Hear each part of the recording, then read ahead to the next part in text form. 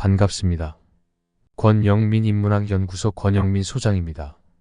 인공지능 시대는 인문학이 경쟁력입니다. 오만에서 죽은 원숭이. 오나라 왕이 강에서 뱃놀이를 하다가 원숭이가 사는 산으로 올라갔습니다.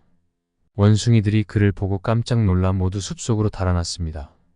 그런데 한 마리가 느긋하게 이리저리 나뭇가지들 사이를 뛰어다녔습니다. 왕에게 보라는 듯이 재주를 부렸습니다. 왕이 활을 쏘자 원숭이는 날아오는 화살을 재빨리 붙잡았습니다. 그러자 왕이 신하들에게 계속 활을 쏘라고 명령했습니다. 원숭이는 화살에 맞아 죽고 말았습니다. 장자 서무기편. 중년에는 자신의 능력과 경험에 대한 자신감을 키우는데 많은 시간을 할애합니다. 이것은 자아를 강화하고 성취감을 얻는 데 도움이 되지만 때로는 이러한 자신감이 우리를 소홀하게 만들어 위험에 처하게 합니다.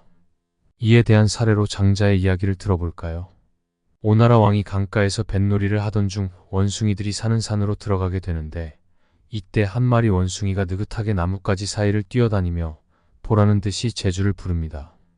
왕은 이를 보고 활을 쏘지만 원숭이가 화살을 빠르게 붙잡자 왕은 신하들에게 계속해서 활을 쏘라고 명령하여 결국 원숭이는 죽음을 맞이하게 됩니다. 이 이야기는 중년에게 깊은 교훈을 줍니다. 우리는 자신의 능력과 재능에 대한 자신감을 가질 때 그것이 우리를 더 나은 곳으로 이끌어주는 것처럼 느낍니다. 그러나 이러한 자신감이 우리를 과도하게 자신에게만 의존하게 만들어 우리가 현명하지 못한 선택을 하게 될 수도 있습니다. 우리는 자신의 재주와 능력을 소중히 여길 수 있지만 무조건적인 자신감은 위험합니다. 이는 다른 사람들과의 협력이나 조언을 무시하며 결국 우리의 결정에 치명적인 영향을 미칩니다. 예를 들어 원숭이는 자신의 재주를 믿고 왕이 쏜 화살을 피해 달아나야 하지만 자신의 재주만 믿고 나대다가 결국에는 화살에 맞아 죽게 됩니다. 이러한 이야기에서 우리는 자신의 능력을 소중히 여기되 겸손해야 합니다. 중년에는 자신의 능력을 인정하되 다른 사람들의 지혜와 경험을 경시하지 않아야 합니다. 우리의 자부심은 우리가 살아가는 데 필요한 자극제가 될 수 있지만 이를 지나치게 받아들이면 우리에게 해를 끼칠 수 있습니다. 결국 우리는 자신의 재주와 능력을 자랑스럽게 여기되 그것이 우리를 조심스럽게 만들고 다른 사람들과의 협력을 잊지 않도록 해야 합니다. 이것이 우리가 더 나은 사람이 되고 보다 풍요로운 삶을 살아갈 수 있는 길이라고 생각합니다. 장자에게 배우는 인생 해법 3가지. 첫째, 겸손한 자세를 유지하라. 중년에는 자신의 능력과 경험에 자만심을 키우기 쉽습니다.